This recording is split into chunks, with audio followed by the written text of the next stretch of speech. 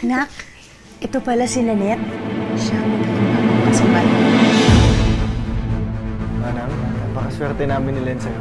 Kasi nakagaan mo na kayong buhay namin dito sa bahay. Manat? Ha? Anong ginagawa niyo?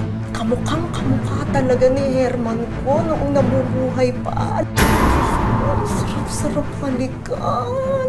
Mga hayop! Walang yakang matanda ka? Pinahan mo ba kayo? Oo, may relasyon kami. Buntis ka ba? Ito ang magdadala sa akin kay Jayron na kaming dalawa ni Jayron ay magkakabalikan. Ano? Manggugulo ka na naman bang matanda ka, ha? Buntis ako.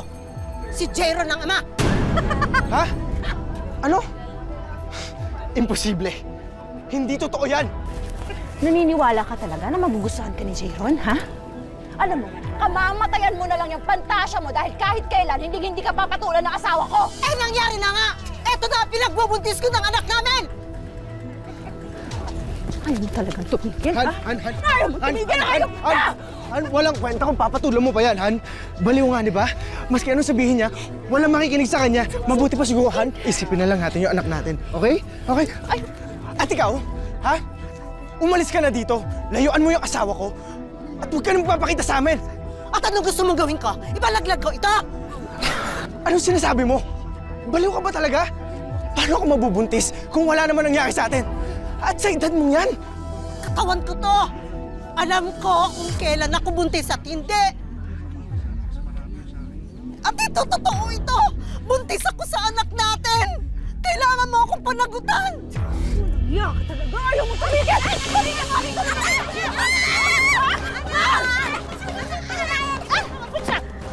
mo! Akong! Harapin mo! Ang bumapatol ako sa matanda! Eh, yung kasama mo, bumapatol sa bata! Ako! Maganda ka! Ako pang-aral sa iyo! Tawan mo ako! Tingnan mo kasi na talaga may nangyari sa aming dalawa at may karapatan ako sa kanya. Walang yan! Bumabaliw ka na! Lumayo ka sa asawa ko! Baliw! Jayron! Jayron! Jayron! Maniwala ka sa akin! Mahirap maniwalaan pero anak mo talaga itong dinadala ko, Jayron! Jayron! Jayron! Hindi ka natigil! Tumigil ka na! Nakakahiya! Hindi mo na kami binigyan ng kahiya! Hayop ka! Hayop ka! Jayron! Tumigil ka na! Tumigil ka na kayo! Jayron! Baliw! Jayron! Jayron! Jayron!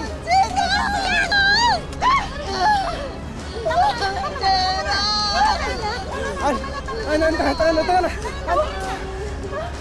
Jayron!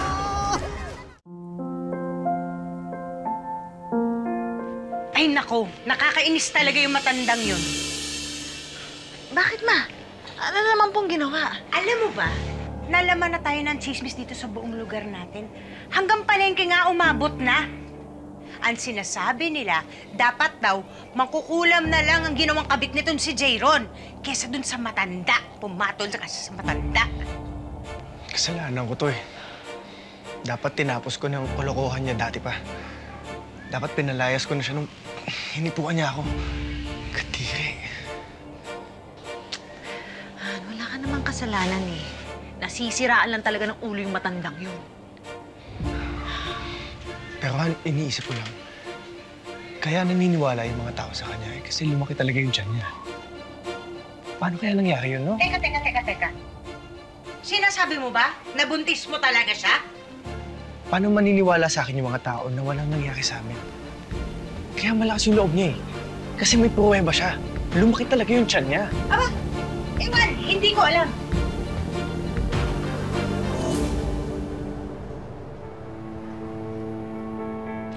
Kuya, magkano yung 1 kilo niyan? Uy! Dahan-dahan! Naku! Mag-iingat ka. Ikaw naman kasi. Bakit sumama ka pa dito sa palengke? Eh, alam mo naman madulas. Dapat sa bahay ka na lang kasi nagpahinga. Eh, alam niyo naman po, sabi ng doktor, di ba? Maglakad-lakad para mabilis yung paglabas ni baby. Ay, yan ba yung pinagpalit sa matanda? Hindi naman raw pinagpalit. Ikaw naman. Sino ba namang matinong lalaki ang papatol sa parang nanay niya? Nga kayo maingay dyan. Andiyan yung matanda, oh. Ang mukha mo! Hindi porke nasa ka. Ikaw lang ang may karapatang sumaya. Hoy! Tigilan mo nga yung anak ko! Kaya mo nga sila mag-usap. Usap-usap! Sinasaktan niya yung anak ko! Mag-uusap Sira ulo to, hoy! Tayo, sabi mo sila. Sumit mo nga sila! Sinabi mo ako! Hindi kita usap kahit matanda ka! Hindi kita umulungan, hoy! At ikaw naman, bata ka kailangan kang bigyan ng leksyon. Banan kung sino masaliwa, oh. Ay! Yung anak ko!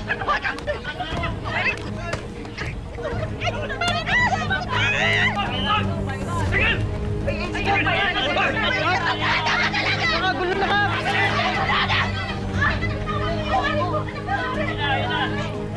Ayan! Kapitan! Damputin niyo yan! Nagkakalat ng fake news! Kung totoo yung sinasabi mo, halika, pumunta tayo ngayon din sa center pagpatingin tayo ng sabayan kang magkaalaman na Lola! Lola, tingnan natin kung sino ka papahiya. At talaga! Upo muna kayo dyan. Salamat po, salamat po. Upo muna. Salamat pa. Mga misis, makikihintay na lang. Hindi umisis yan. Sige. ka nakikialam? Makikihintay na lang po yung resulta, no? Lalabas na yun maya-maya. Salamat po. Mapalakpak na naman yung tenga niya. Natawag siyang misis. Feeling buntis. Busog lang naman. Nakikialam ka. Maghintay na lang tayo ng resulta, no? Hay, anong nangyayari? Kamusta? Han? Sinaktan ka ba niya? Ako, hindi mo ako kumusta. Nasaktan din ako nga. Wala akong pakialam sa'yo. Ang tanda mo na, sinungaling ka pa din. Pinaabot mo pa talaga dito yung kabaliwan mo. Kaya nga eh, kapal-kapal ng mukha, nagpa-pregnancy test pa. Ikaw lang may karapatan. Tama na yan. Nandito na yung kumadrona.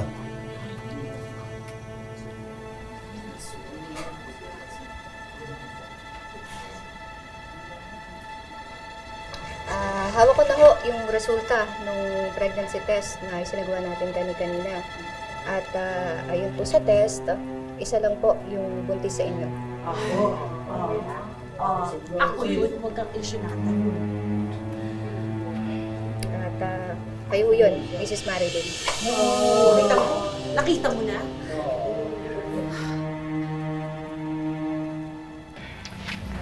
Hindi ho kayo buntis. Pasensya na po. Ay! Wag ho kayong hihingi. Diyan. Pasensya, wag ho. Sinungaling ho yan. Oh, ngayon ha, narinig na namin lahat. Alam nyo na, narinig nyo, hindi siya buntis ha. Oh, siguro naman ngayon, mananahimik ka na. Tatantanan mo na kami. Hindi ako naniniwala sa'yo! Hindi ako naniniwala sa'yo. Buntis ako. Binayaran ninyo to. Ano pwede pala? Binayaran ninyo! Pwede kayo? Binayaran ho kayo! Binayaran kayo eh! Binayaran kayo eh! Talaga to eh. Binayaran kayo eh! Binayaran kayo eh! Uy!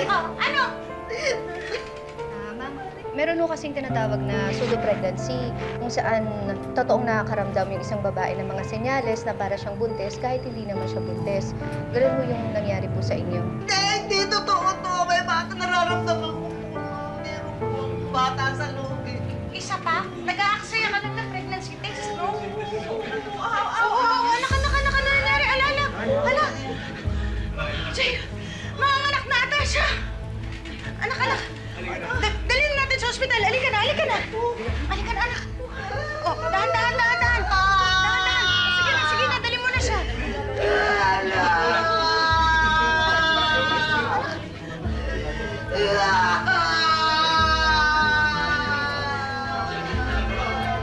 Tayong mga babae, walang hindi ilalaban pagdating sa pamilya. Kaya naman kahit anong gawin ni Nanette na paninira, ay hindi siya inatrasan ni Lenlen sa gera.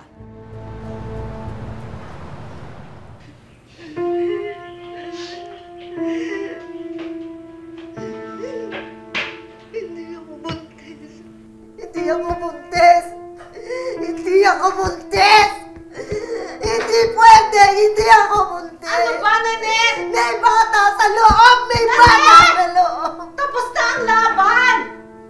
Ano ka ba? Pati ako napahiya na kanina sa barangay, oh! Mga senyalis na to para huminto ka na!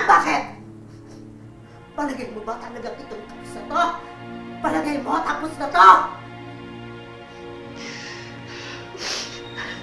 Hindi ko makukuha si Jero. Hindi rin sila magiging masaya. Hindi ko sila patatahimikin. Tama na. Mararamdaman ko sa kanila ang sakit ng ginawa nila sa akin. Hindi pwede.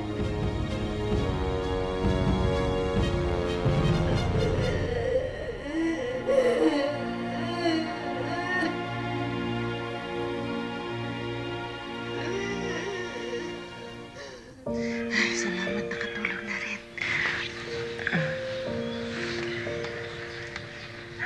Guwapo, talaga na po ako. Siyempre naman po mga kamakalang Daddy. Junior po yan eh. Happy ako nakasama na natin ang baby. Pero, siyempre dumami na din yung gawain dito sa bahay at hanggang ngayon, wala pa rin tayo nakikitang bagong kasambahay. Medyo nakakatrauma lang kasi yung hindi natin kasambahay. Ay naku, kahit naman ako na-trauma. Kaya ako muna tutulong-tulong dito sa bahay ninyo habang hindi pa tayo nakakahanap ng mapagkakatiwalaan na kasambahay. Oh, halika na kayo at nakapagluto na ako. Iwan niyo na muna si Pipi dyan. Tulog na kayo. Sige. Ah, sige. Anak, ito kulay. Hindi kasi ito. Subukan mo yan, ha?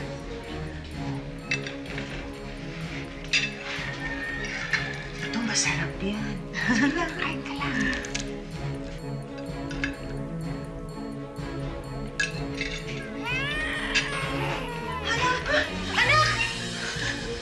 Anak, Tanan! Tanan! Bumalik ka dito! Nanet, ibalik mo yung anak ko! Nanet! Yung apo ko! Nanet!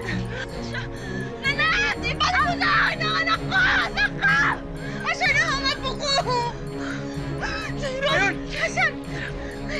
Ha? Ito? Ha?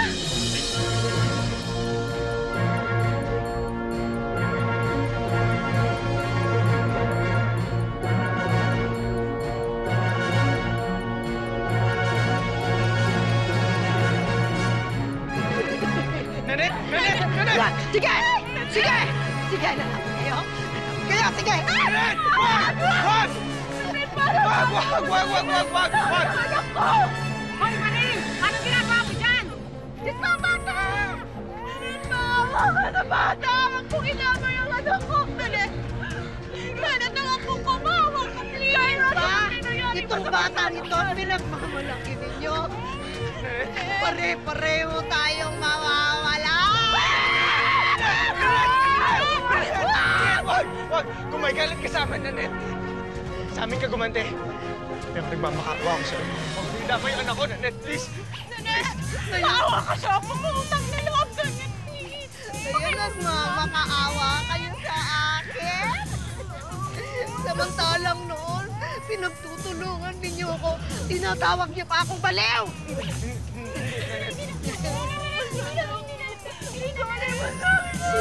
Pare-pareho tayong mawawalan! Nanet! Tama na! Tama na! Ako na nagpapakaawa sa'yo! Tama na! Tama na! Bakit? Nakampi ka nila? Hindi! Hindi! Wala akong kinakampihan! Wala akong kinakampihan! Nanet! Nagpapakaawa ko! Huwag mo inamay ang bata! Wala kasalanan ng bata! Isipin mo na lang, paano kung nagkaanak ka? Paano? Gusto mo bang mangyari sa iyong nanganak mo ito? Gusto mo ba siyang mahulog dyan? Nanet, tama na, maawa ka. Tama na. Tama na. Tama na. Wag! Wag! Nanet! Tama na! Tama na! Ate Mary! Tawag ko yung ako! Bitawan na! Bitawan mo!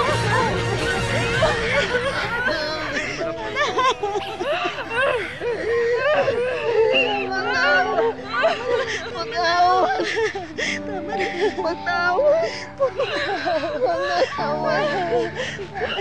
Patawad!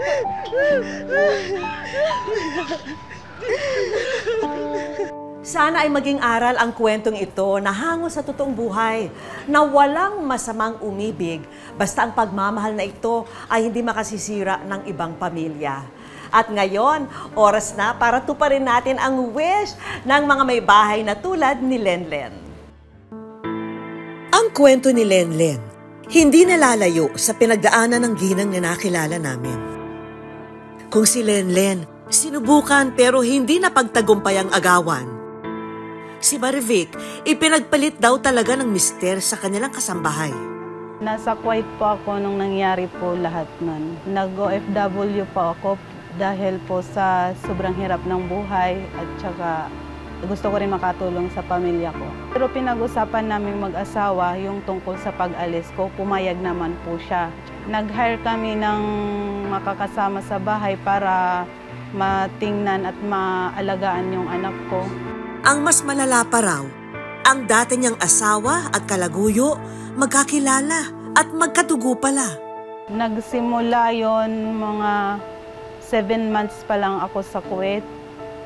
Then marami na akong nababalitaan. Una, nagsabi yung ate ko na may relasyon daw yung kasambahay at saka yung asawa ko, yung nag-alaga sa anak ko.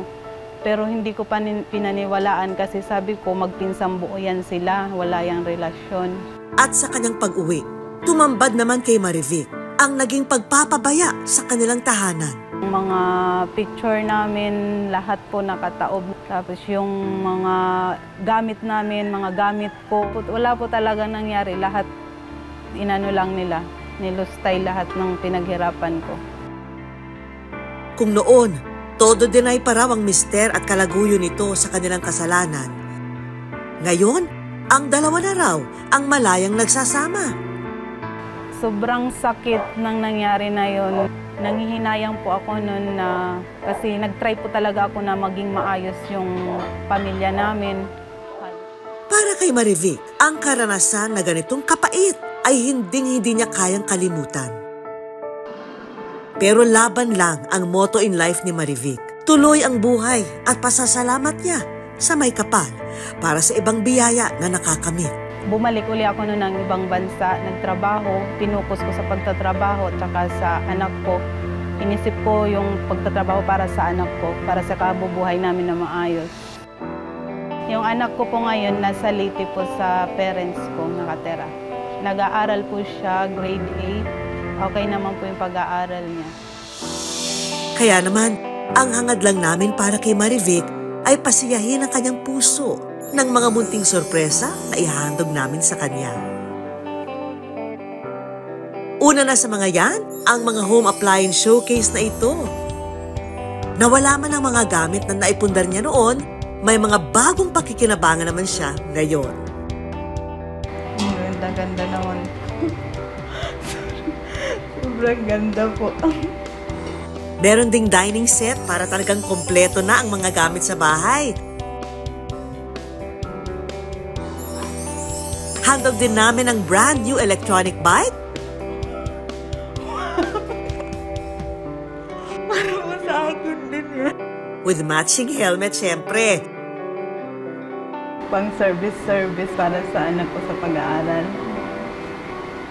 Kasi medyo malayo din kasi sa school ng pinapasukan niya. Itong mga susunod na handog naman namin ay pwedeng gawing negosyo ni Marivic. May instant coffee business package,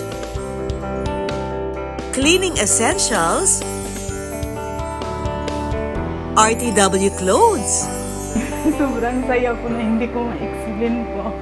Kasi never po ako makaranas ng ganito. Nabanggit niya na ngayon nagsisikap mag-aral ang kanyang anak sa probinsya, kaya naman meron din kaming educational assistance para sa kanya. Kahit hindi kami sinuportahan, hindi siya sinuportahan ng tatay niya, sinikap kong makapag-aral siya. At ito, mapapatuloy niya ng maayos yung pag-aaral niya. At syempre, hindi mawawala, munting tulong mula sa aming programa, ang Wish Ko Lang Savings. Maraming salamat po sa lahat-lahat ng binigay niyo pong tulong sa akin. Para matapos na rin ang lahat ng paghihirap niya, nais naming matulungan si Marivic na makawala sa trauma na kanyang pinagdaanan. Si Ma'am is a fighter. Very strong siya. Na-try niya ang best niya to talagang survive, fight na para doon sa kanyang anak. Ang recommendation ko is bigyan also ng focus ang kanyang anak. Kasi ang anak niya ay maaring dumaan din sa isang traumatic na experience. Ang natutunan ko po dun sa payo ni Doc, yung para sa akin, yung makipagkaibigan, then palaging may kausap and personal. Para naman po sa anak ko, yung good communication, yung makausap ko siya palagi, may kasama siya palagi at sobrang mahalaga para sa anak ko yung para makarecover siya dun sa mga nangyari. Mga kapuso, lagi po nating tatandaan, hanggat hindi tayo napapagod, humiling at maniwala, hindi tayo mapapagod lumaban sa buhay. Ako po si Vicky Morales at ito po ang Wish Collage.